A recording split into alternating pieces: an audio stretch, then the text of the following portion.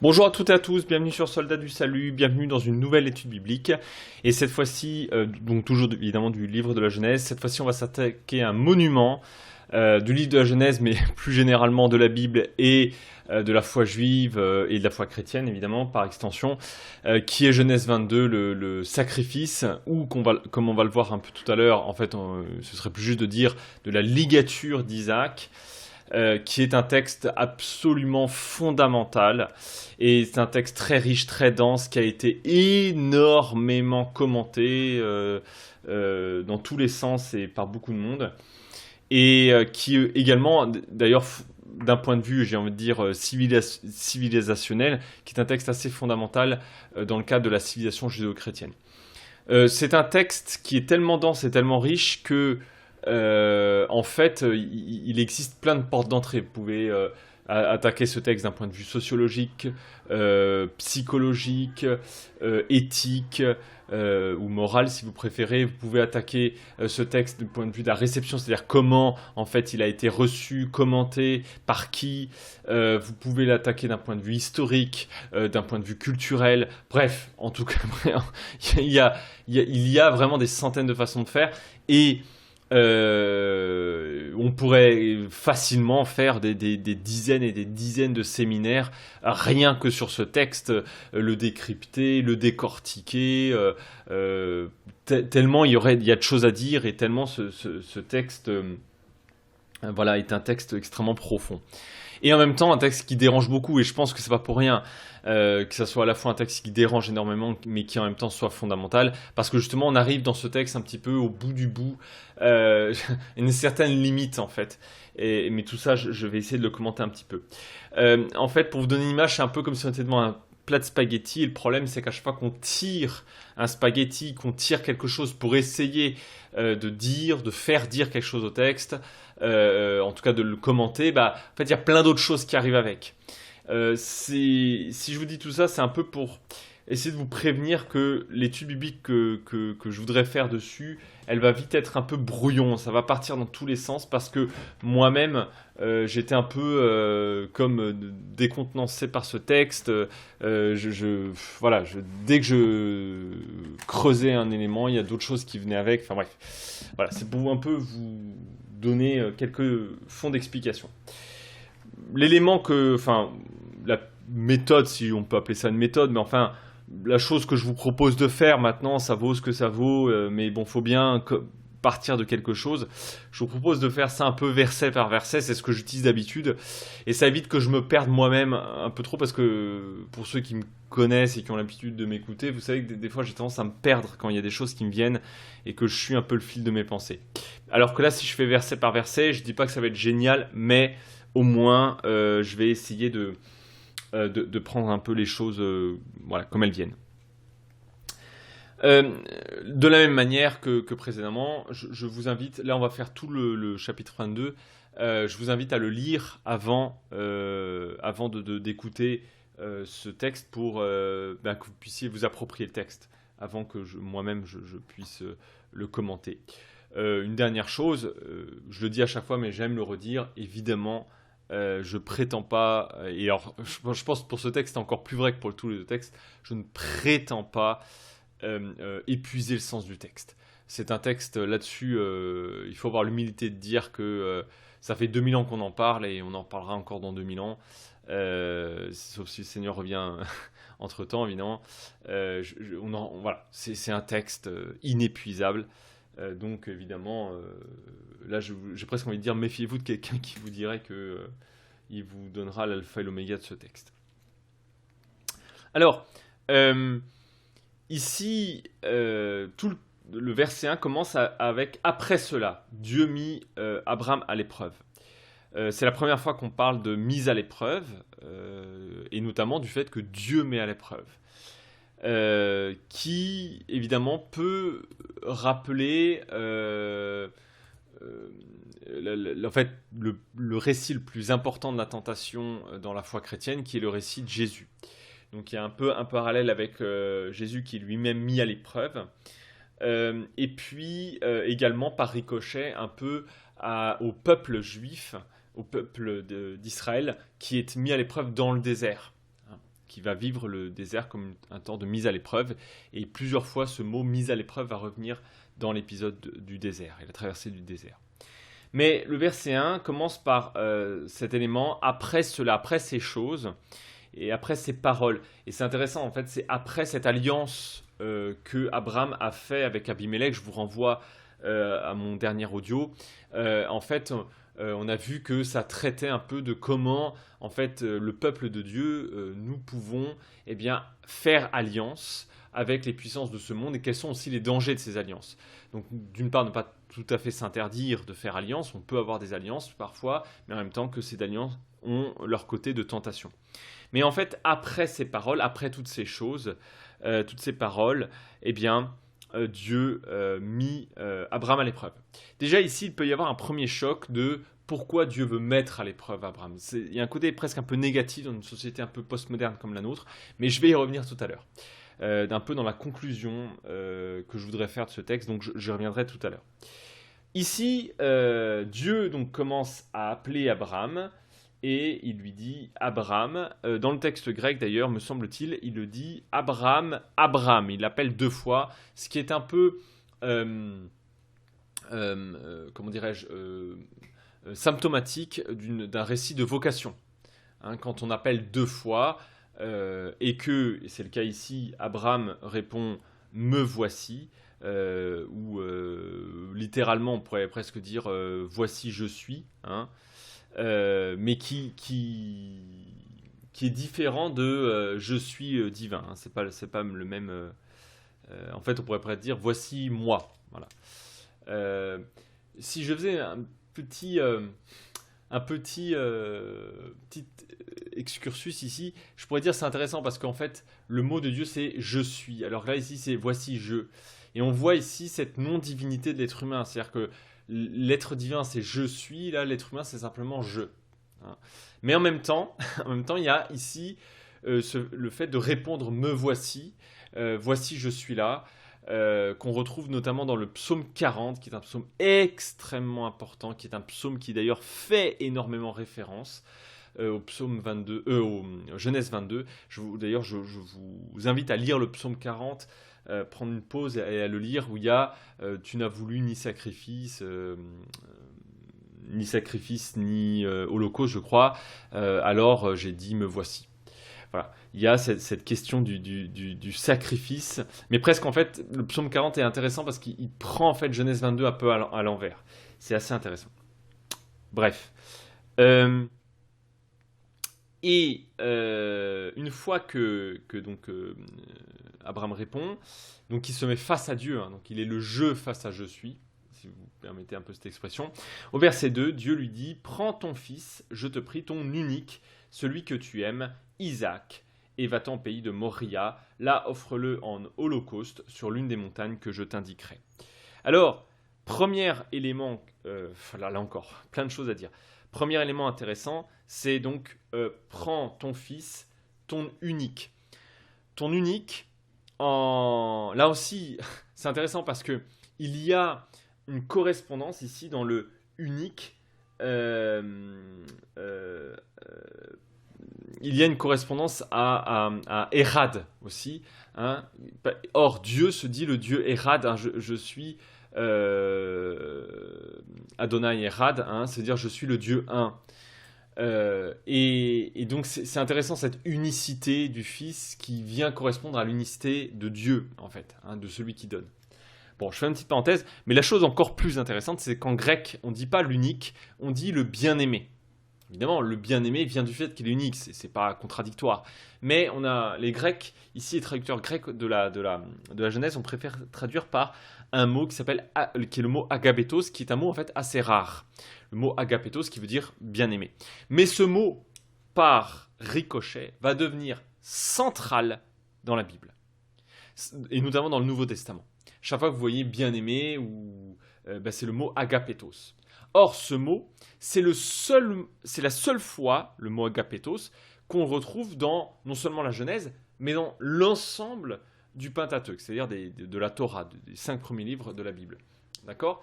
C'est la seule fois, c'est dans Genèse 22. Ce qui veut dire que quand Dieu dit Donc là, je parle lors du baptême de Jésus, quand il y a la voix qui vient du ciel et qui dit à Jésus, tu es mon fils bien-aimé. Ce bien-aimé, c'est le mot agapetos. Et c'est une référence directe à Genèse 22 pour une raison très simple, c'est que c'est la seule fois, enfin c'est dans tout le Pentateuque, c'est la seule fois qu'on mentionne Genèse 22. En fait, cette phrase de Dieu qu'il adresse à Jésus, puis à la transfiguration qu'il adresse aux disciples, lorsqu'il dit tu es mon fils bien-aimé, en toi j'ai mis toute ma joie, c'est une triple référence à l'Ancien Testament. Une référence à Genèse 22, je viens d'en parler, une référence au psaume 2, qui est un psaume central de la foi chrétienne, qui est un psaume à la base royal, c'est un psaume d'intronisation de l'avènement d'un roi, où le roi, d'un certain point de vue, en fait, devient le fils de Dieu. Donc, quand ici, Dieu dit « Tu es mon fils bien-aimé », c'est une référence aussi au psaume 2, un peu pour indiquer que Jésus est roi, d'accord ? Mais roi par Dieu, intronisé par Dieu et non par les hommes, parce que vous allez voir que aussi Jésus fuit, pour ceux qui connaissent bien l'histoire de Jésus, Jésus fuit quand les hommes veulent faire de lui un roi, parce que sa royauté vient de Dieu. Elle n'est pas de ce monde, elle ne vient pas de ce monde. Et puis, Ésaïe 53, le fameux chapitre Ésaïe 53 qu'on dit, qui fait partie des chants du serviteur souffrant, où, quand Dieu parle du serviteur souffrant, il dit « En toi j'ai mis ma joie », c'est encore une référence à ça. Donc en fait, cette phrase essentielle qui vient inaugurer le ministère de Jésus, où il dit « Tu es mon fils bien-aimé, en toi j'ai mis toute ma joie », c'est ces trois références de Genèse 22, psaume 2 et Ésaïe 53, et donc également ici à ce psaume 22. Parce qu'en fait, ce que Abraham n'a pas fait, enfin Abraham a été arrêté par Dieu, en fait Dieu va l'accomplir en Christ. Parce qu'en fait, Genèse 22, il y a presque une espèce de... On est presque un peu sur notre soif, non pas qu'on voulait du sang évidemment, mais parce que en fait, le sacrifice n'a pas eu lieu. Il a été remplacé, le sacrifice animal est presque une espèce de substitution, parce que en fait, ce sacrifice va être complètement abouti, en fait, va aboutir en fait en Jésus-Christ. Donc en fait, ce texte quand on le regarde d'un point de vue chrétien, évidemment, ce texte est un texte profondément prophétique de l'avènement du Fils de Dieu. C'est pour ça que quand il dit « Tu es mon Fils bien-aimé », ça fait référence à lorsqu'il dit à Abraham « Prends ton Fils bien-aimé ». D'accord ? Vous voyez comment, en fait, ces deux phrases viennent se correspondre l'une l'autre. D'accord ? Ton Dieu, ton Fils unique, ton Fils bien-aimé, celui que tu aimes, Isaac. Donc on voyait une répétition aussi. Ton fils unique, celui que tu aimes, Yitzhak. Or, Isaac, vous vous souvenez que ça veut dire le rire, ça fait écho au rire de Sarah et d'Abraham qui était un rire d'incrédulité, comme je vous l'ai déjà dit, mais c'est aussi en fait un jeu de mots parce qu'à la fois ce rire d'incrédulité se transforme en rire de joie, parce que Yitzhak, ça veut aussi dire le rire au sens de rire de la joie, parce que Dieu a transformé l'incrédulité en accomplissant ses miracles. Donc c'est aussi un signe de joie de celui qui réceptionne le don de Dieu, de celui qui réceptionne l'accomplissement que Dieu fait. Et vous allez voir que, évidemment, c'est quelque chose qui va devenir absolument unique, parce que ça va donner la question de comment on reçoit le don de Dieu. En fait, quelque part, recevoir un don, il y a toujours une forme de test dedans. Parce que, en fait, quand on reçoit un don, quand on est en position de récepteur, et vous remarquerez que dans la vie, on préfère toujours donner que recevoir. Même si, évidemment, on aime recevoir, je ne dis pas le contraire, et que, voilà. Mais on préfère toujours donner. Alors, vous allez me dire, oui, mais la Bible dit, il y a plus de joie à donner qu'à recevoir. C'est tout à fait vrai. Mais en même temps, des fois, il y a aussi des positions de supériorité lorsqu'on donne. Et lorsqu'on reçoit, on est toujours un petit peu gêné parce qu'on est en position de domination, de dominer, si vous voulez, quand vous recevez. Hein. C'est toujours un peu... c'est pour ça qu'il y en a qui disent « oui, je ne fais pas l'aumône », mais en même temps tout en demandant. Vous voyez, parce que des fois, on refuse cette pitié, on refuse d'être dans ce rôle-là. Mais le test, il est aussi dans... En fait, le don de Dieu va révéler quelque chose de chose la plus profonde. D'ailleurs, ça se voit de manière j'ai envie de dire, ultime, quand Dieu va nous donner son Fils. Parce que quand la lumière, c'est cette phrase absolument essentielle, la lumière est venue dans les ténèbres, c'est dans le prologue de Jean, et les ténèbres ne l'ont pas reçu, ou l'ont rejeté, ou ne l'ont pas accueilli, sur la traduction. Eh bien, en fait, ça manifeste ce que nous sommes au profond. Est-ce que le don est quelque chose à posséder, ou est-ce que, c'est le signe d'une alliance, j'ai envie de dire, un lieu de reconnaissance? Est-ce que le don, ça nous ouvre, en fait, à cette relation vivante à laquelle Dieu nous donne, mais dans laquelle nous avons une place spécifique. Et tout le problème, c'est que le péché, ce qu'on appelle le péché, c'est notre volonté de ne pas avoir cette place-là. C'est-à-dire de pouvoir vivre indépendamment de Dieu. Mais si on veut vivre indépendamment de Dieu, eh bien nous ne savons pas recevoir de la bonne manière les dons de Dieu. Voilà. Et donc il dit, prends ton fils donc, et va-t'en au pays, au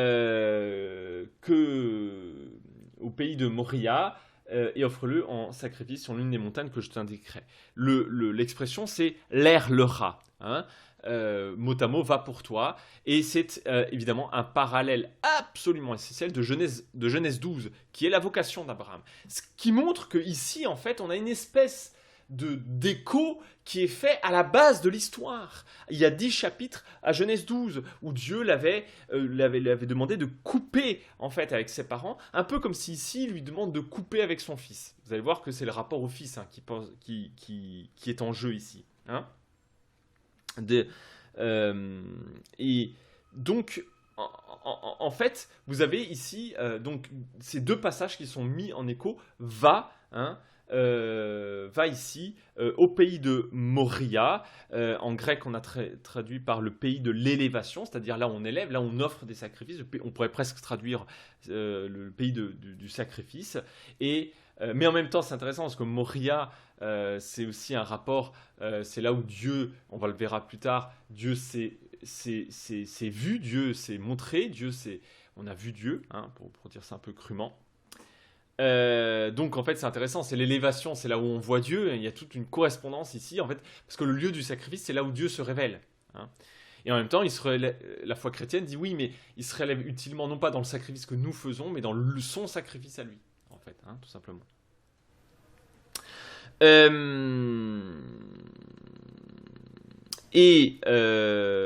Ce terme d'ailleurs Moria, dans 1 Chronique 3 verset 1, ce terme de Moria, c'est là que, il va y avoir le mont du temple. C'est là où va être construit le temple de Jérusalem par Salomon. C'est le mont Moria. Alors, il demande de le porter en holocauste. On pourrait dire le monter, l'offrir en sacrifice. L'offrir en holocauste, c'est un sacrifice entier, c'est-à-dire qui est entièrement consumé, qui d'ailleurs fait référence à la sortie de l'arche, cette sortie de la destruction.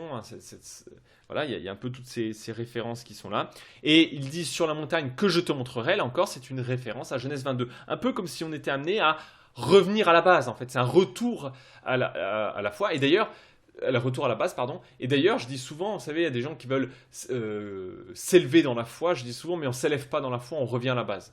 Si vous voulez grandir dans votre foi, il faut tout le temps revenir à la base. C'est pas en pensant aller plus loin, c'est en allant plus profondément.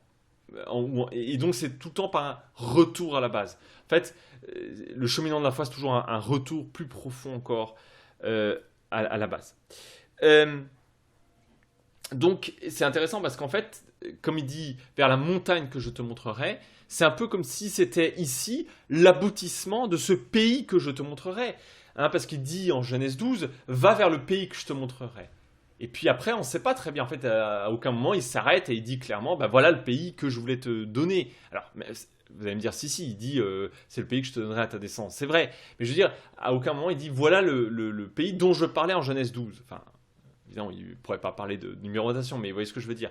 Or, c'est intéressant, ici, il y a une reprise un peu comme si on était à l'aboutissement de sa vocation. D'accord ? Et là encore, je me répète, mais là où Genèse 12, il y avait une coupure par rapport à ses origines, là, il y a une coupure par rapport à son fils.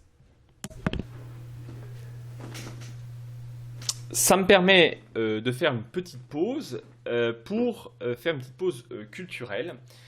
Parce que pour beaucoup d'entre nous, ce qui nous choque dans ce texte, c'est évidemment le fait que Dieu puisse demander à Abraham de sacrifier son fils. Alors là, je fais une petite parenthèse pour vous dire que... Alors je vais évidemment, j'ai envie de dire, exagérer un peu le trait, mais c'est pour que vous compreniez bien. Parce qu'en fait, le choc dans ce texte, c'est pas tant qu'il demande le sacrifice de son fils. Parce que des sacrifices humains, ça se faisait à l'époque. Et non seulement des sacrifices humains, mais des sacrifices de son fils, ça se faisait. Ça se faisait tout à fait. C'est parce que, et c'est assez étrange d'ailleurs, c'est parce que notre société a été basée dans notre société occidentale est basée sur le judéo-christianisme qui, sur la base de ce texte, et je vais y revenir tout à l'heure, sur la base de ce texte, a justement rejeté les sacrifices humains, puisque Dieu a arrêté les sacrifices, et à partir de ce moment-là, d'ailleurs, va demander que les sacrifices du premier-né humain soient remplacés par un animal. D'accord ? D'ailleurs, vous savez que quand ils vont arriver en terre, quand le peuple de Dieu va arriver en terre de Canaan, une des premières choses qui va le choquer au plus profond de lui-même, c'est de voir les sacrifices d'enfants, parce que culturellement, en fait, c'est un peuple qui refuse les sacrifices humains.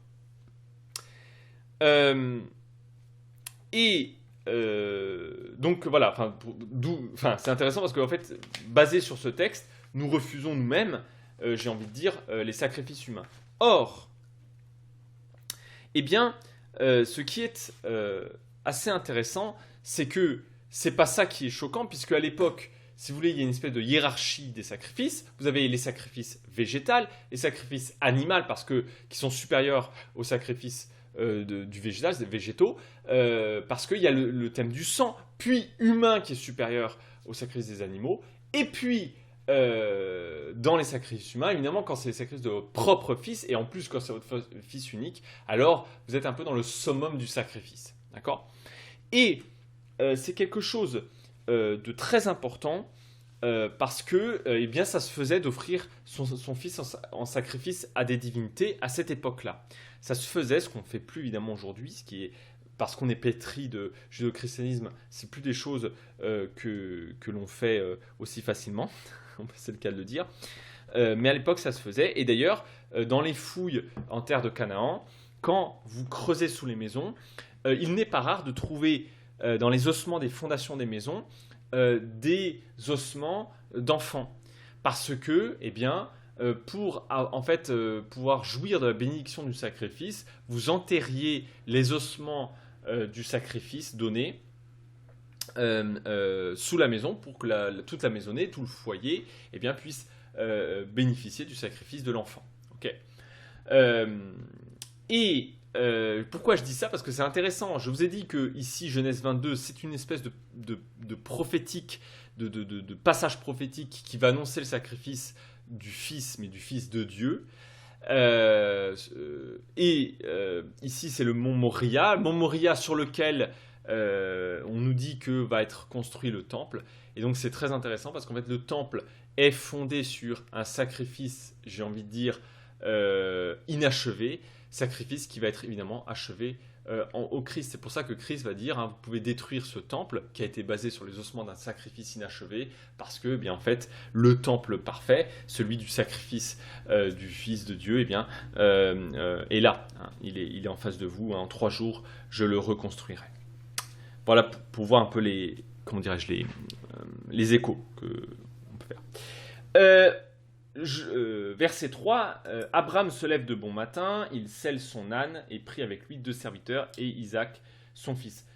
Là encore, je m'arrête, il se lève de bon matin. Le matin, c'est toujours une espèce, si vous voulez, de référence à la résurrection. Le matin, c'est la victoire de la lumière sur la nuit. Donc, il selle son âne. Là encore, c'est intéressant parce que c'est aussi l'avènement du Christ qui vient à Jérusalem sur un âne. Donc il y a aussi des concordances messianiques ici, qui sont sur des thèmes, on est d'accord, mais quand même, c'est intéressant. Donc il prend 2 serviteurs, et il prend du bois. Évidemment, ce bois peut faire référence à, encore une fois, de manière prophétique, à ce bois que le Christ va porter, que le Fils parfait va porter. Les deux serviteurs, je fais une petite parenthèse parce qu'en grec, le mot serviteur, ça se dit aussi, ça peut aussi être traduit par les enfants. Les serviteurs, c'est un peu les enfants.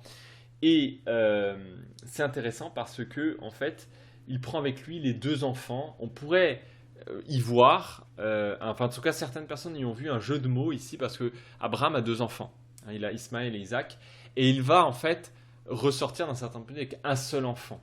C'est comme si ici, on demandait à Abraham de ressortir avec son fils unique. Voilà. Bon, c'est peut-être un peu tiré par les cheveux, mais je trouvais intéressant et je vous le laisse.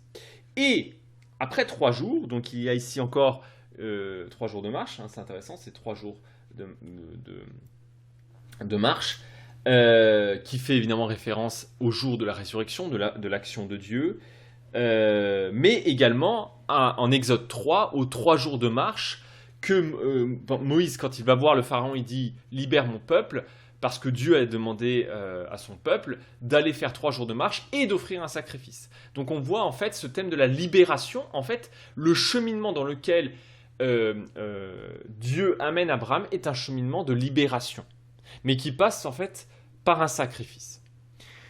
Je fais une parenthèse parce que vous entendrez parfois des gens qui diront en fait que Abraham n'a pas compris exactement l'ordre de Dieu. C'est pour essayer en fait de nous faire passer la pilule du choc que peut provoquer la demande de Dieu. Et on va dire qu'en fait le verset 2, parce que c'est vrai que le verset 2 est un peu troublant si vous voulez, enfin il est parfois un peu on peut le comprendre de différentes manières, et on peut comprendre que Dieu demande à Abraham de prendre son fils et de faire le sacrifice, sous-entendu, avec lui. Donc en fait, de faire un sacrifice à Dieu avec lui, mais pas de le faire en sacrifice. Et il y a des gens qui disent, donc Abraham a mal compris, mais heureusement, Dieu a retenu sa main en disant, non, mais c'est pas ce que je t'avais demandé. Bon. Alors, c'est beau, puis d'un point de vue textuel, c'est pas incohérent. Le problème, c'est que ça colle pas d'une part avec ici où on dit que Dieu met Abraham à l'épreuve. Donc quelle est l'épreuve ici? Et puis surtout après il dit, quand il retient sa main, il dit je vois bien que tu m'aurais pas refusé ton fils. Donc j'ai du mal à comprendre. En fait je trouve que ça colle pas trop avec le contexte, si vous voulez. C'est vrai que le verset 2 on pourrait le comprendre comme ça, mais ça colle pas avec le reste. Et puis, ce qui me dérange d'un point de vue de l'intention, c'est qu'on essaye un petit peu, si vous voulez, de sauver l'honneur de Dieu. Et ça, c'est toujours un peu mal inspiré. Nous ne sommes pas les avocats de Dieu, on est ses témoins. D'accord ?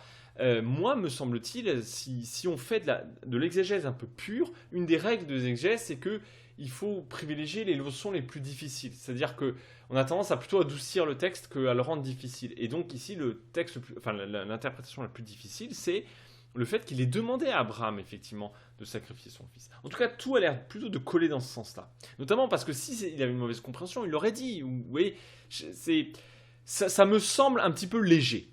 Voilà. Bon, maintenant, je vous laisse aussi cette interprétation. Et je reviens à ce que je disais tout à l'heure. Aujourd'hui, ce qui nous choque, c'est que Dieu puisse demander de sacrifier son enfant. Mais à l'époque, quand on se remet dans son contexte, c'est pas ça qui est choquant dans cette demande. C'est pas ça le test. C'est que je rappelle qu'Abraham a attendu 25 ans avant de voir la réalisation de la promesse de Dieu, avant de recevoir ce don de Dieu. Il a attendu 25 ans. Et maintenant qu'il a enfin, dans sa vieillesse, un fils, enfin, je veux dire, après toutes les péripéties qu'on vient de vivre ensemble, eh bien, enfin, il a un fils, Dieu lui demande de le sacrifier. Dieu a droit de vie et de mort sur nous. C'est lui l'auteur de la vie, il a le droit de la réclamer. En soi, ça, c'est pas choquant. D'un point de vue, je veux dire, purement biblique ou théologique, si vous voulez. Mais ce qui est choquant, c'est qu'il demande de repartir à zéro, d'où le fait qu'il y a un écho à Genèse 12. Un peu comme s'il demandait à Abraham de revenir à ses premiers amours, qui étaient de répondre à l'appel de Dieu. Oui. C'est pour ça qu'à mon avis, il y a un lien avec Genèse 12, où il demande de couper le lien avec ses origines, ses parents, la terre de ses ancêtres. Et là, ici, de couper le lien avec le Fils, c'est-à-dire le don de Dieu, et qui ne s'accapare pas le don de Dieu, c'est-à-dire, en fait, il demande tout simplement qu'il ait cette même confiance qu'au début, que même s'il demandait de sacrifier ce fils qu'il lui a donné au bout de 25 ans d'attente, que même ça, Dieu serait capable d'accomplir sa promesse. C'est pour ça qu'en Hébreu 11, je crois, ou 12, je ne sais plus, enfin vous relirez, quand il parle de cet épisode, il dit « Abraham savait par la foi que Dieu est capable de ressusciter les morts.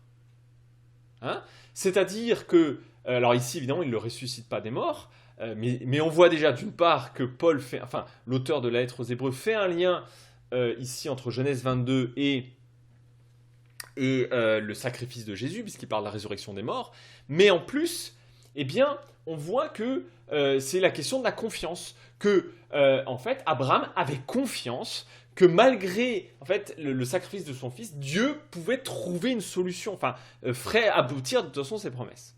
Oui. Et c'est ça, en fait, j'ai envie de dire, le test. Mais encore une fois, je vais y revenir un peu plus tard. Et donc, quand au bout de 3 jours, eh bien, il lève les yeux, toujours, c'est une action de discernement, un peu des yeux prophétiques, si vous voulez. Hein. Il lève les yeux, il voit de loin le lieu du sacrifice. Là encore, moi, j'y vois vraiment une portée prophétique. Il voit de loin, il lève les yeux, il discerne ici, en fait, ce qui va être le sacrifice du Christ. Hein. Parce que sinon, pourquoi dire ça? Il voit le lieu de loin. Mais pourquoi? Vous voyez, à mon avis, il n'y a jamais de détails, au sens de détails anodins dans le texte. Hein, il y a toujours des détails, mais c'est jamais anodin. Pourquoi on le met là? Il le voit de loin. Prophétiquement, il discerne ce qu'il va arriver. Et, eh bien, il dit à ses serviteurs, vous restez ici avec l'âne, moi et le garçon, nous irons là-bas pour nous prosterner, puis nous reviendrons vers vous. Beaucoup de gens ont noté ici une certaine incohérence, c'est que Abraham dit déjà qu'il va revenir avec Isaac. Un peu comme s'il prophétisait déjà le sacrifice du Christ, c'est-à-dire le fait que son sacrifice ne va pas aboutir. Voilà, je fais une petite parenthèse, mais c'est assez intéressant. Ou peut-être aussi une confiance à Dieu que Dieu fera aboutir les choses. Bref. Et puis donc, nous reviendrons. Le thème ici de « nous adorerons », évidemment, ça fait penser à Genèse 18, où il vient s'agenouiller, parce que le mot « adorer », si vous voulez, on peut aussi traduire par « s'agenouiller », hein, se prosterner. Et ça fait penser à Abraham qui se prosterne devant l'ange, qui est la présence du Seigneur, qui lui annonce d'ailleurs la naissance du Fils. Hein. C'est assez intéressant, on voit ici beaucoup d'échos à tous les autres textes. Et nous en reviendrons. Revenir, évidemment ce mot revenir est un mot intéressant parce que là encore en Genèse 18 c'est ce que dit c'est ce que dit l'ange, la présence du Seigneur. Le Seigneur dit à Abraham, l'année prochaine je reviendrai et tu auras un fils. C'est un écho ici du fils qui est redonné, d'accord? Et nous reviendrons, quand je reviendrai l'année prochaine tu auras un fils. Là encore le mot aussi revenir est à mon avis fait écho à ce retour de la colombe de Noé, et qui est dans cette attente de la terre nouvelle, de la terre promise, hein, donc de ce retour. Donc voilà. Verset 6, charge le bois sur Isaac, sur son fils. Alors là, comment ne pas voir une prophétie de Jésus qui se charge lui-même de sa croix. Hein, là-dessus, bon, ok. Il prend du feu et bien, il prend aussi le couteau. Le mot couteau ici, qu'on pourrait traduire par épée, c'est le même mot en grec que Jésus va utiliser pour dire « Je ne suis pas venu apporter la paix », mais l'épée, cette épée qui coupe, et d'ailleurs, pourquoi je fais ce lien? Parce que Jésus dit, je mettrai la séparation, parce que c'est pas l'épée au sens de la guerre, hein, c'est l'épée au sens, enfin si, mais pas au sens où on l'entend, par exemple dans les croisades ou je sais pas quoi, c'est au sens où, si vous me suivez, il y aura dissension dans la famille. Je mettrai l'inimitié entre le père et le beau-fils, la mère et la belle-fille, et vous aurez pour ennemis les gens de votre propre famille. Et on voit en fait cette coupure de la famille qui est ici la question des liens familiaux en fait et de comment en fait la foi en Dieu met à rude épreuve en fait les liens familiaux. Pourquoi? Parce que les liens familiaux c'est les liens de fidélité. Et la fidélité à Dieu, la fidélité à la famille vont à un moment rentrer en percussion. Alors, non pas direct, mais indirectement. Mais ça, je vais y revenir. En fait, je vais y revenir. D'accord? J'y reviendrai plutôt à la fin. Je ne voudrais pas attaquer tout de suite cette chose. Mais c'est intéressant de voir aussi que dans Hébreux 4, me semble-t-il, on présente la parole de Dieu. Hein, c'est aussi une référence à Ephésiens 6, hein, l'épée de l'esprit dans les armes que Dieu nous donne. Il y a l'épée de l'esprit qui est la parole de Dieu, et Hébreux 4 qui présente la parole de Dieu comme une épée qui est agissante, comme une épée à deux tranchants qui vient couper même au plus profond de nous, c'est-à-dire en fait les liens que nous avons, en fait ces choses-là qui veulent en fait simplement nous délivrer. Hein, encore une fois, c'est une voie de libération qui s'ouvre ici devant Abraham.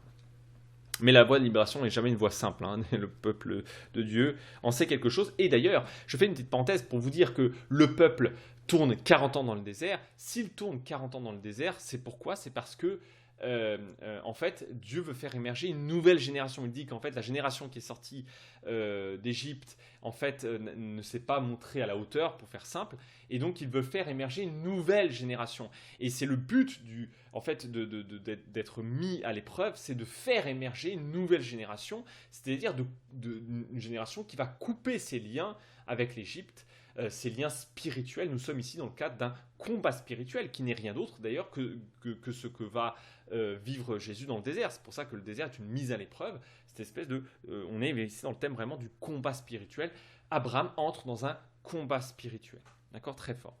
Et ils marchent ensemble.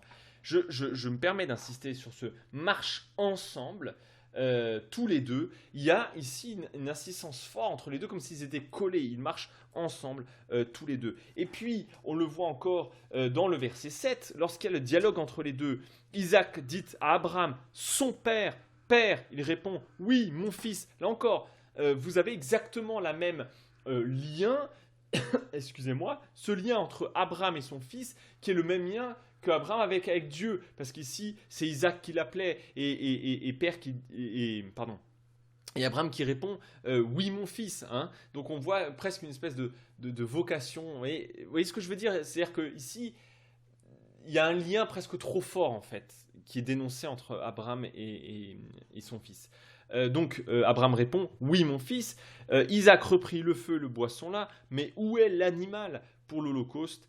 Et Abraham répondit que Dieu voit lui-même quel animal il aura pour holocauste, mon fils. Alors je vais revenir sur là, mais juste noter une chose très intéressante, c'est que holocauste, mon fils, il y a ici un jeu de mots parce que évidemment Dieu prévoit dire quel animal il aura, virgule, mon fils, et peut-être c'est un peu comme s'il disait déjà, il essaie de faire comprendre à Isaac que c'était lui qui était destiné à être offert en sacrifice. Et le verset 8 termine par « Ils continuèrent à marcher ensemble tous les deux ». On voit ce lien extrêmement fort entre Abraham et son fils. Je fais encore une autre petite parenthèse ici de l'ordre du symbolique, de l'allégorie.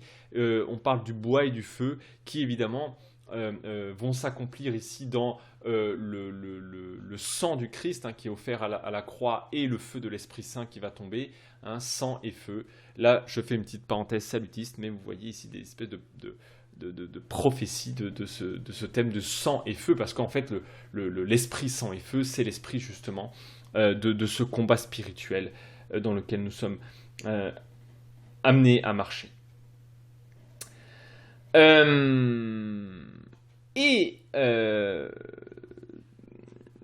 Nous avons ici un thème assez important. Je voudrais vous lire Romains 8, ici. Je vous demande juste 30 secondes pour que je vous le trouve. Romains 8, verset 32, qui est une référence à cet épisode, et où Paul nous dit ici, lui, donc il parle de Dieu, qui n'a pas épargné son propre fils, mais qui l'a livré pour nous tous, comment nous ne nous donne, pardon, excusez-moi, comment nous ne nous donnera-t-il pas aussi tout avec lui par grâce? Hein, nous avons encore une fois une référence du sacrifice de Dieu qui est ici sur ce sacrifice que en fait Dieu pourvoit lui-même à l'animal. Hein. Euh, et en fait, ici, il y a, à mon avis, dans ce verset-là, quelque chose de fondamental chez Abraham. Il y a une action de foi. En fait, il y a une action de foi en fait, c'est Dieu qui va pourvoir au sacrifice. Donc, à la fois, il répond de manière, si vous voulez, je vais dire les choses de manière plus simple. En fait, d'un point de vue humain, je pense que excusez-moi, Abraham, voilà. Ce texte est tellement dense que je m'embrouille, donc je reprends. Ici, je pense que Abraham répond de manière un peu évasive à Isaac pour essayer de noyer le poisson, si vous me permettez l'expression. Mais en même temps, en fait, c'est une parole prophétique qui annonce que c'est Dieu lui-même qui va livrer son fils. Voilà. Et donc, verset 9, ils arrivent au lieu que Dieu lui avait indiqué, donc ici un peu aussi comme un accomplissement de Genèse 22. Et on nous dit, au verset 9, donc, on nous dit que Abraham, il bâtit l'autel et disposa le bois, il ligota son fils, le mit sur l'autel, par-dessus le bois, puis Abraham tendit la main et prit le couteau pour immoler son fils. Je fais une toute petite parenthèse pour dire que c'est assez intéressant de voir qu'ici on a comme une espèce de ralentissement de la scène, avec tous ces détails qui sont dits, parce qu'on aurait pu simplement dire « et Abraham voulut immoler son fils », point barre. Et ici il y a plein de détails, et il y a un effet ici un peu narratif qui fait qu'en fait on ralentit, quand on est là à regarder des détails, il y a comme une espèce de ralentissement du temps, et ça crée en fait un suspense. Ça crée un suspense parce qu'en fait on est tout le monde, on est en train de se demander, mais en fait, est-ce qu'il va le faire? Est-ce qu'il va le faire? Est-ce qu'il va sacrifier son fils? Et en même temps, en fait, la construction ici de l'hôtel d'Abraham, c'est un peu comme si, ici, dans cet hôtel-là, j'ai envie de dire, étaient résumés tous les autres hôtels d'Abraham. Et il lit il lit son fils. Ça se dit en hébreu Akeda, et c'est pour ça que les Juifs appellent ce passage l'Akeda, qui veut dire la ligature, le fait de lier. Hein. Et ils préfèrent d'ailleurs ils préfèrent parler de ligature d'Isaac et non du sacrifice d'Isaac, parce que en fait, dans les faits, Isaac n'est pas sacrifié. De manière assez intéressante, en fait, c'est que ici Isaac se soumet. Et nous voyons cette même soumission. D'ailleurs, en fait, tout ce suspense me fait beaucoup penser à Gethsémane, vous savez, à Jésus qui est dans cette lutte spirituelle, dans cette difficulté de se soumettre à la volonté de Dieu quand il dit si tu peux éloigner de moi cette coupe, mais que ta volonté soit faite. Hein. Et nous sommes ici, j'ai envie de dire, nous sommes un peu au cœur ici de la tension humaine. Et on est, en fait, ce suspense va aussi nous amener un peu au cœur du désespoir. On est au bout du système. Je vais y revenir tout à l'heure, mais il faut vraiment comprendre que l'intervention de la voix de l'ange au verset 11 vient ici nous prendre au bout de notre désespoir. Oui. Au moment où il a tendu la main. Et au verset 11, le messager du Seigneur l'appela depuis le ciel. Donc je fais une petite parenthèse, il y a une référence ici au chapitre précédent lorsqu'on parle d'Ismaël, puisque le messager parle également du ciel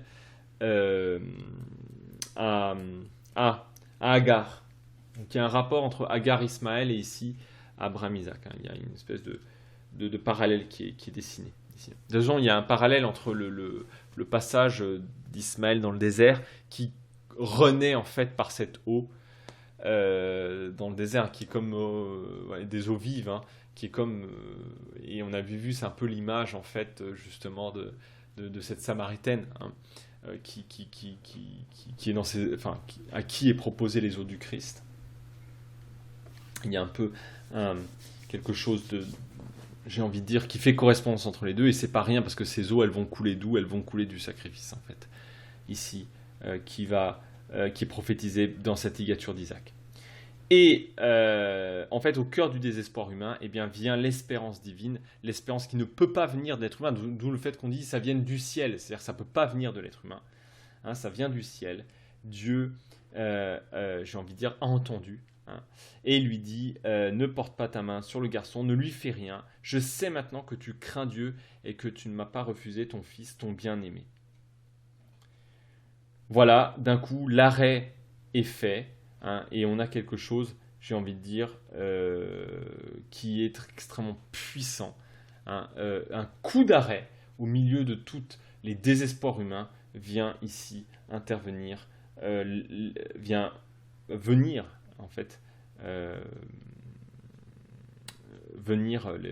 comment dirais-je, en fait, au cœur de ce désespoir vient ici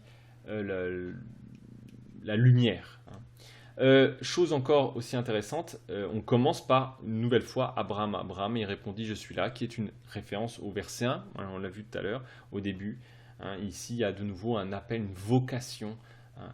Abraham, Abraham, je suis là. Hein. Nous sommes au cœur de la vocation. Hein. Ne porte pas, je ne sais que tu crains Dieu. Le thème de la crainte de Dieu, alors je ne vais pas parler de la peur de Dieu, pourquoi on parle de la crainte de Dieu, bon, on pourrait en parler des heures, je vais juste faire simple en disant qu'ici, évidemment, la crainte de Dieu, c'est au sens de cette confiance, cette obéissance que Dieu demande. Évidemment, cette crainte de Dieu,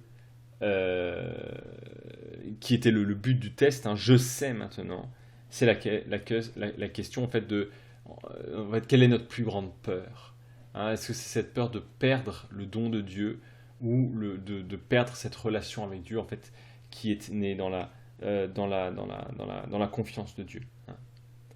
Est-ce que nous craignons Dieu plus que nous avons peur des puissances de ce monde? Et c'est intéressant parce que ça faisait aussi écho au passage précédent où on parle des rapports de puissance de ce monde. Et on voyait que la problématique de nos rapports aux puissances de ce monde, c'est qu'on peut y perdre notre confiance à Dieu et que très vite, en fait, notre rapport aux puissances de ce monde peut devenir plus importante que notre relation avec le Père, avec Dieu. Donc c'est pas, en fait, cette crainte de Dieu, c'est pas la peur de Caïn, par exemple, qui erre loin de Dieu, hein, comme on le voit en Genèse 4, hein, celle qui n'a pas confiance, parce qu'en fait, il y a une peur de Dieu, mais c'est la peur de Dieu qui est une peur qui n'a pas confiance. En fait, si vous voulez, pour faire simple, il y a deux peurs de Dieu. Il y a une peur de Dieu dans celui qui n'a pas confiance en Dieu, et il y a la peur de celui qui a confiance en Dieu. Ce que d'ailleurs Augustin dit, il y a une différence entre la peur de l'esclave et la peur du fils. La crainte de l'esclave et la crainte du fils. La crainte de l'esclave, c'est la crainte de celui qui ne connaît pas le maître, alors que la crainte du fils, c'est celui de décevoir le maître. Et on voit que c'est une question de confiance. Hein. Et évidemment, la question qui se pose ici, c'est en fait, qui est souverain? Enfin, qu'est-ce qui est souverain? Est-ce que c'est cette peur du jugement qui nous pousse à l'obéissance ou peur de la sainteté de Dieu, de l'émerveillement, hein. Là, on voit vraiment qu'il y a dans ces phases de test quelque chose qui nous pousse à entrer encore plus loin dans la relation avec Dieu, dans le fait qu'on ne sacrifierait même pas en fait le don qu'il nous donne. Et Abraham de nouveau lève les yeux, donc de discernement, et encore une fois c'est pour ça que ça fait référence à il voit de loin la montagne, et il voit un bélier. Il voit un bélier, hein, qui retenu par les cornes dans un buisson. Et donc il va chercher le bélier et il l'offre en sacrifice à la place de son fils. Alors, chose très intéressante, c'est que le bélier est le père du mouton. Et quand eh bien, Isaac demande à Abraham où est l'animal pour le sacrifice, en grec, il demande où est le mouton pour le sacrifice.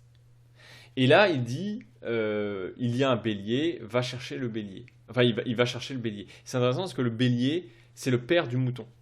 Et moi, je me demande s'il n'y a pas ici une référence prophétique au fait que, en fait, dans le sacrifice du Christ, qui va être l'aboutissement de ce passage, en fait, il n'y a pas une référence au fait que le sacrifice, c'est, j'ai envie de dire, Dieu lui-même, hein, qui sacrifie son fils.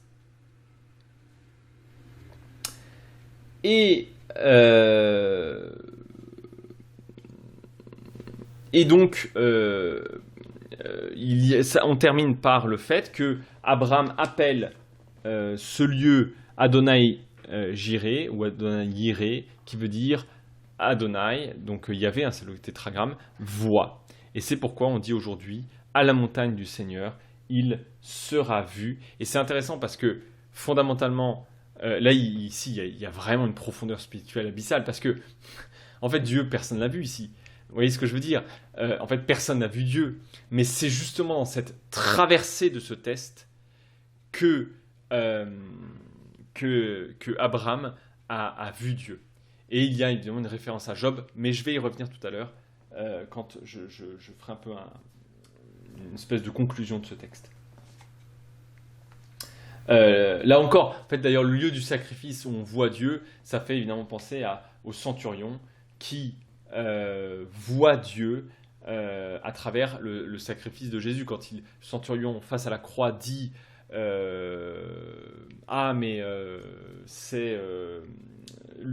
celui-ci était vraiment le Fils de Dieu, c'est évidemment une référence à ici cette révélation de Dieu par le sacrifice. Par le sacrifice. Voilà. On continue, verset 15. Il y a de nouveau un autre appel. Et cette fois-ci, c'est Dieu qui dit je le jure par moi-même. Alors, ça fait couler beaucoup d'encre. Qu'est-ce que c'est que ce serment par lui-même, hein, par la vie de Dieu? Parce qu'en fait, quelque part, il n'y a pas de plus grande chose que Dieu, donc il ne peut jurer que par lui-même. Petite référence d'ailleurs à Jésus qui nous demande de ne pas faire de serment, mais que ton oui soit oui, que ton non soit non, parce que en fait, tout ce par quoi vous pourriez jurer vous dépasse complètement et ne vous appartiennent pas. Mais c'est pas le cas de Dieu, parce qu'en fait, il n'y a rien de plus grand que Dieu. Voilà, je fais une petite parenthèse. Bon. Donc, tu as fait cela, parce que tu as fait cela, parce que tu n'as pas refusé ton fils unique, je te bénirai, je multiplierai ta descendance comme les étoiles du ciel et comme le sable qui est au bord de la mer. Tout ça, c'est une référence aux différentes promesses qu'il a faites, en Genèse 15, ça c'est les étoiles dans le ciel, en Genèse 13 pour le sable, etc. Hein, et je multiplierai ta descendance, c'est aussi une référence à Genèse 1, en fait, à partir d'Abraham. En fait, il y a une espèce d'accomplissement de cette bénédiction de Dieu sur ses créatures. La chose intéressante ici, c'est ta descendance prendra possession des villes de tes ennemis.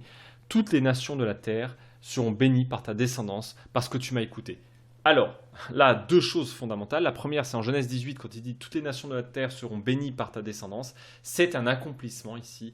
À travers cette épreuve, il y a le fait que, il y a un accomplissement de la vocation d'Abraham qui est d'être une source de bénédiction pour les familles de la terre. Hein. Ici, toutes les nations sont bénies par ta descendance. Et donc ici, nous avons la descendance. D'ailleurs, tout le conflit qu'il va y avoir dans les premiers siècles après Jésus-Christ entre les Juifs, le judaïsme rabbinique, ce qu'on appelle aujourd'hui en fait les Juifs, et puis le judaïsme chrétien, en fait, si vous voulez, donc un peu deux groupes de juifs, enfin deux groupes juifs qui vont peu à peu se séparer jusqu'à devenir deux entités, deux religions un peu différentes, si vous voulez. Eh bien, il y a cette question en fait fondamentale qui est qui est descendant d'Abraham? Parce que c'est ça la question fondamentale, c'est qui est descendant d'Abraham? qui a cet héritage en fait, qui est récepteur de cette vocation d'Abraham. Et en fait, je veux dire par là que dans ce verset 18, pose cette question, puisqu'il y a une promesse de Dieu, mais ça pose la question qui est descendant d'Abraham. Et d'ailleurs, cette question, elle n'est pas nouvelle, puisque déjà, Jean le Baptiste dit, par exemple, ne vous gargarisez pas d'avoir Abraham pour père, puisque Dieu, de ces pierres, peut faire des pierres. De ces pierres peut faire des fils, pardon. Attendez, oh là là, je suis fatigué, je recommence. Parce qu'il dit, Dieu, de ces pierres, peut faire des fils d'Abraham, des descendants d'Abraham. Et il montre que en fait, c'est pas une donnée biologique, c'est pas une donnée génétique, mais c'est une donnée spirituelle qui est en fait que Dieu réalise. En fait. Mais l'autre chose sur laquelle je voulais revenir, c'est sur la question de prendre possession des villes de ses ennemis. Et ça, c'est intéressant parce que d'une part, on voit une différence avec Ismaël, où en Genèse 16, versets 10 à 12, vous le verrez, on promet qu'il résistera, il résistera à ses ennemis, etc. Mais là, c'est pas simplement une grande destinée, donc en fait, Ismaël va être récepteur d'une grande destinée, qui est celle de résister, qui est celle d'être un peu une espèce d'âne sauvage, c'est-à-dire c'est un peu l'image de la rébellion, etc., etc. Mais là, on est encore plus grand, parce que, eh bien, on a un renversement. En fait, on a une victoire ici sur les ennemis. C'est pas simplement qu'on va résister comme Ismaël, mais on va remporter la victoire, évidemment, sur les villes des ennemis. D'une part, la ville, c'est intéressant parce que c'est le symbole, on le voit puisque la première ville est créée par Caïn. D'ailleurs, en référence à son fils, là encore, passionnant, mais je vais faire une parenthèse. Donc, Caïn est le fondateur dans son errance, loin de Dieu, dans son errance, son vagabondage loin de Dieu, c'est-à-dire loin des promesses. En fait, il n'a pas confiance dans la promesse de Dieu, donc il erre et il crée la ville comme le symbole, le symptôme du péché, de ce qu'il veut, en fait, tout simplement se protéger, s'organiser sans Dieu, parce que en fait, la ville, c'est vraiment l'aboutissement de l'homme qui veut vivre sans Dieu, tout simplement. Et donc, on voit qu'il, en fait, prend possession des villes. Donc on voit une victoire sur l'ennemi, c'est-à-dire in fine, c'est-à-dire de manière ultime, un renversement de cette descendance, à travers Jésus-Christ évidemment, des effets du péché et de la trajectoire de l'histoire.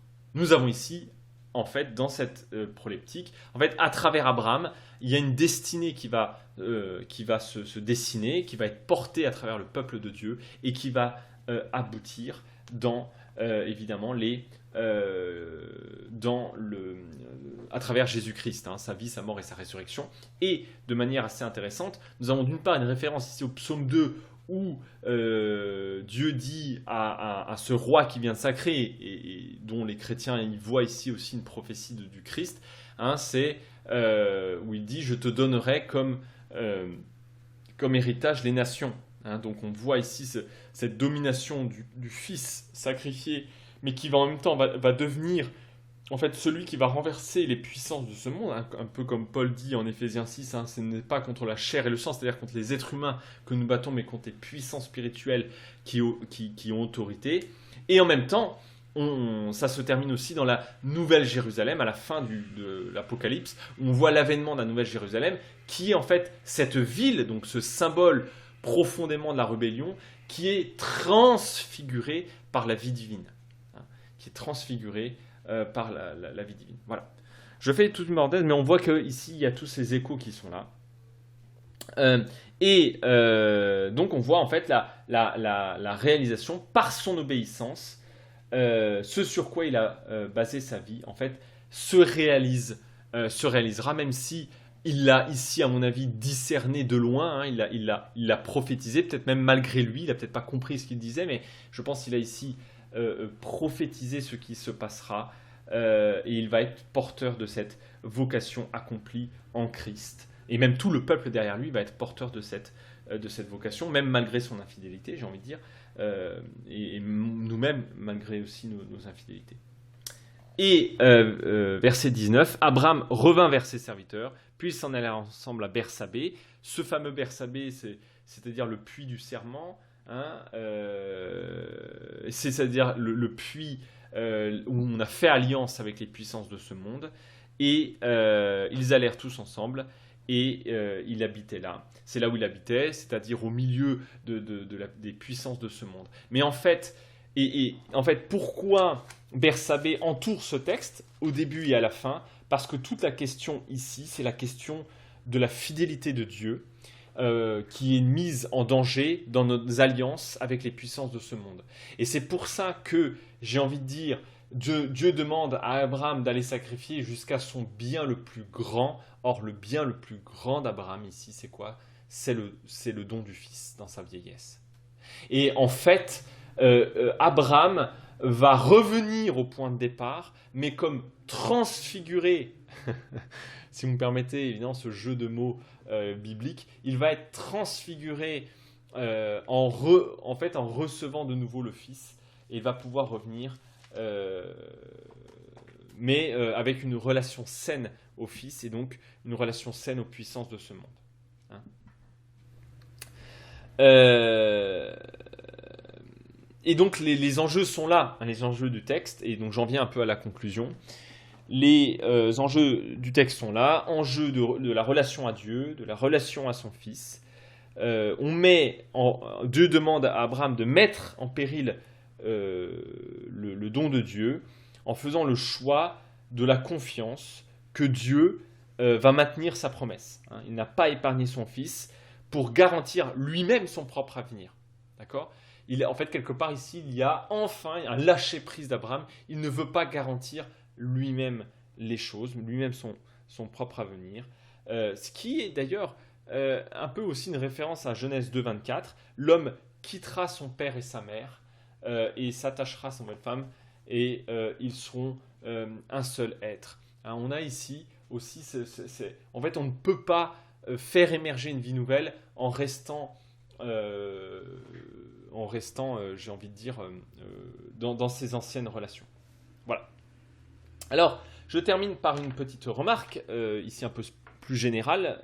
On va prendre un peu de hauteur par rapport au texte.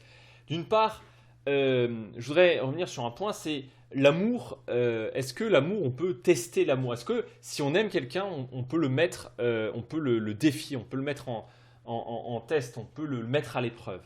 Et aujourd'hui, ça peut nous choquer parce que quelque part, on se dit, si on aime quelqu'un, on ne le met pas à l'épreuve.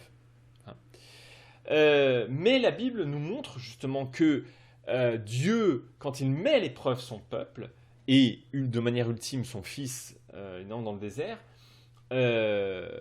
c'est justement, j'ai envie de dire, une façon de faire émerger une nouvelle génération, c'est-à-dire une vie nouvelle.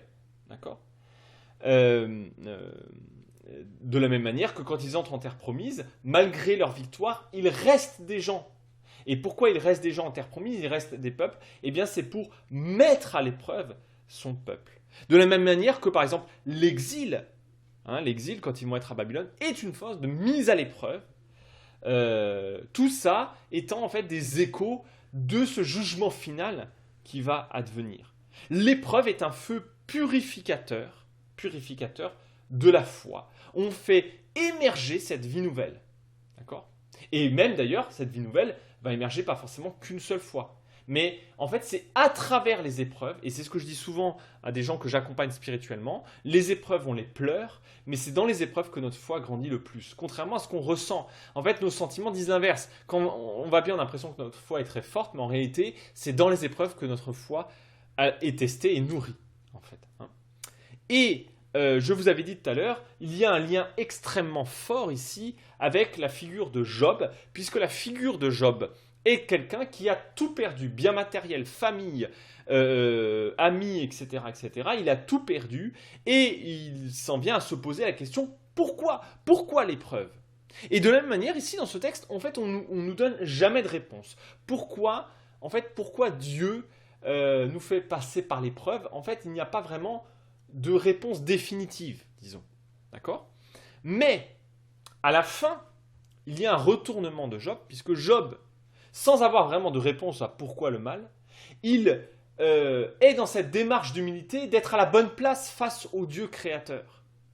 Et il dit, cette fois, mes oreilles avaient avaient entendu parler de toi, mais maintenant mes yeux t'ont vu. Alors que le texte ne nous dit pas qu'il a vu Dieu. Mais c'est dans cette épreuve, dans la traversée de cette épreuve, qu'il a vu Dieu. C'est ce que des mystiques comme Jean de la Croix, par exemple, quand il parle de la nuit obscure, c'est assez fondamental. Et il parle exactement ça, de cette traversée de la nuit obscure, ce que Merton pourrait appeler la nuit sans étoiles, c'est-à-dire cette nuit où on n'a plus de repères. Mais c'est justement lorsqu'on perd tous les repères, en petit jeu de mots, je fais une petite parenthèse avec le mot père, évidemment, c'est lorsque nous perdons tous nos repères que l'on peut retrouver le mieux notre repère, qui doit être en Dieu et en Dieu seul, et dans les promesses de Dieu, ici particulièrement, en fait, dans les promesses de Dieu.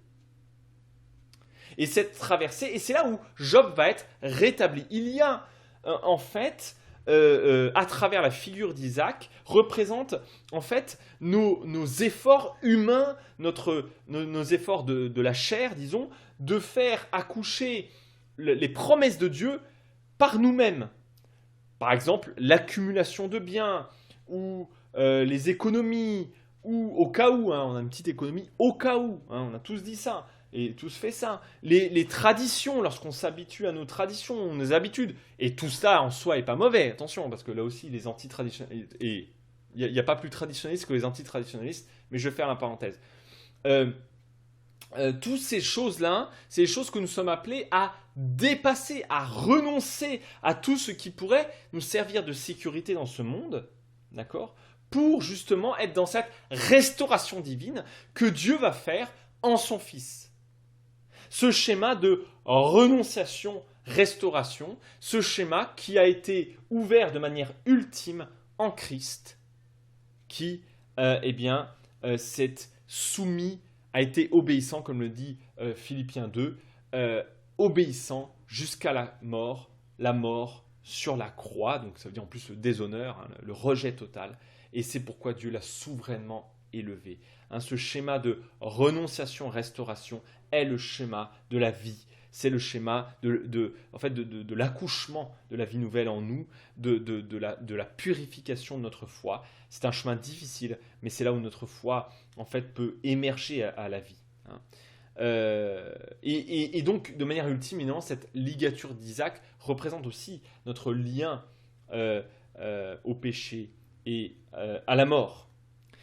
Évidemment, de manière un petit peu classique, on aurait plutôt tendance à voir plutôt l'amour de Dieu, un amour un peu confortable, qui ne teste pas, un peu comme s'il était une espèce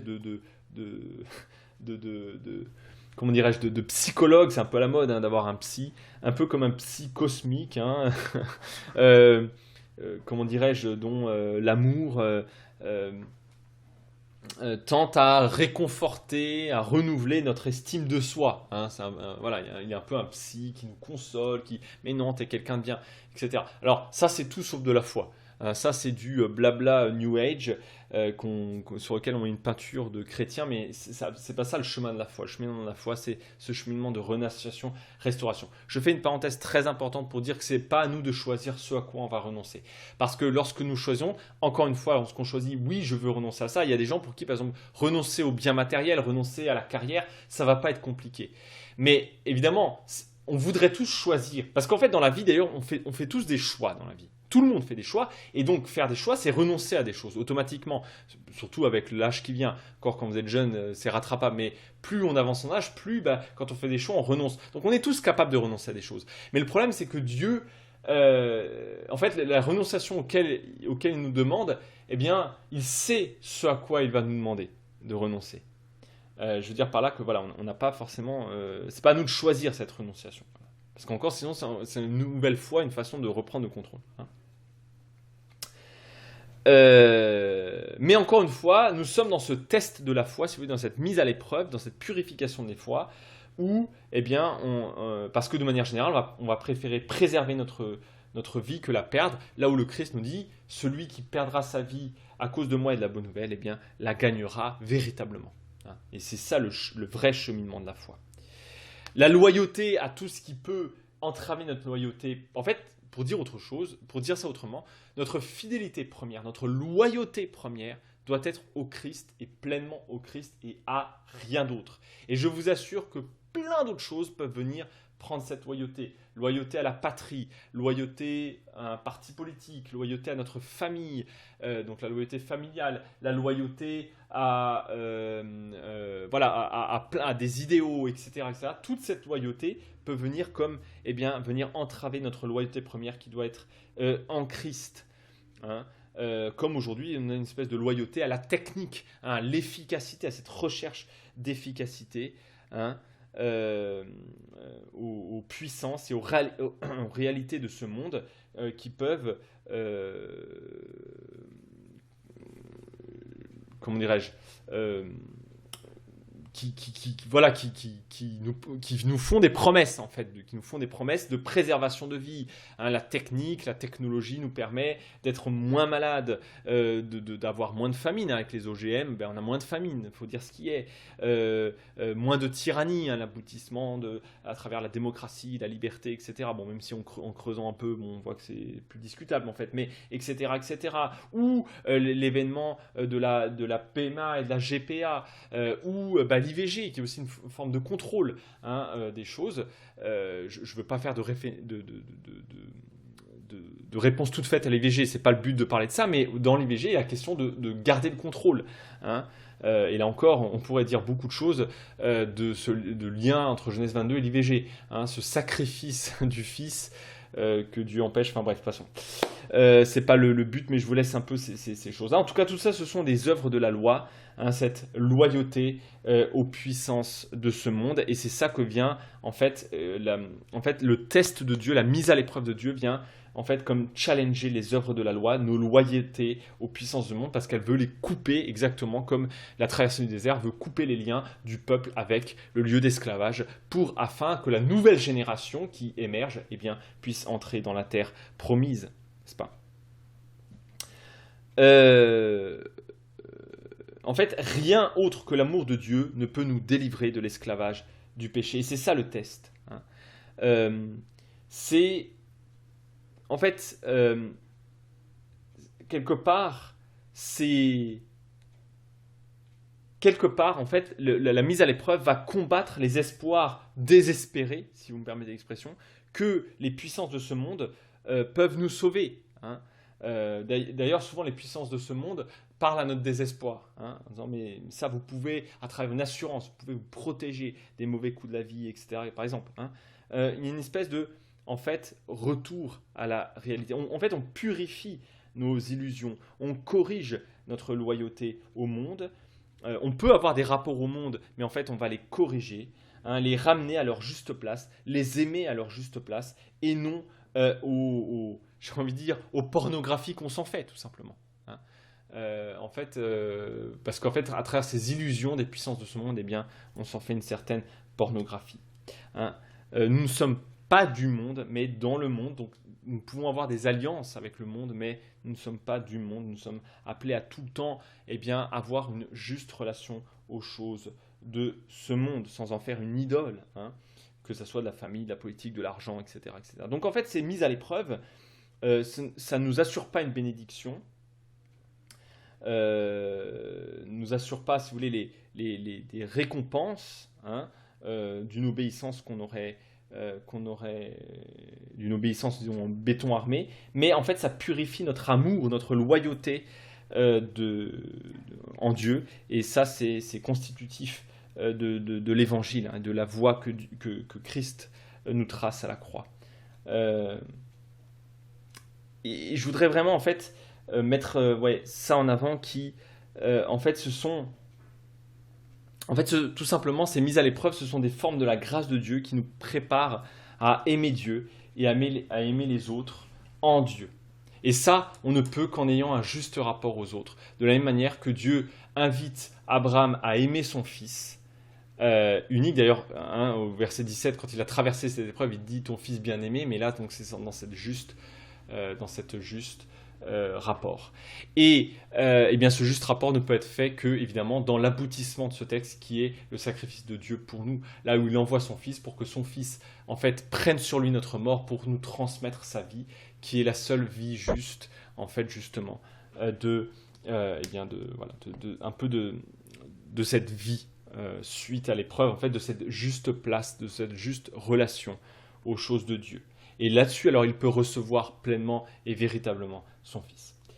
Voilà, je m'arrête là, on peut parler de ce texte dans tous les sens, mais je m'arrête là sur ce texte. J'espère que je vous ai simplement, et vraiment ne voyez pas plus que ça, ouvert quelques pistes de réflexion, et j'espère que vous avez pu voir combien ce texte est d'une très grande profondeur, combien ce texte, eh bien, nous parle encore aujourd'hui, combien ce texte annonce le sacrifice du Christ, qui est le sacrifice en fait qui nous permet, qui est le fondement qui nous permet la juste relation aux choses de ce monde.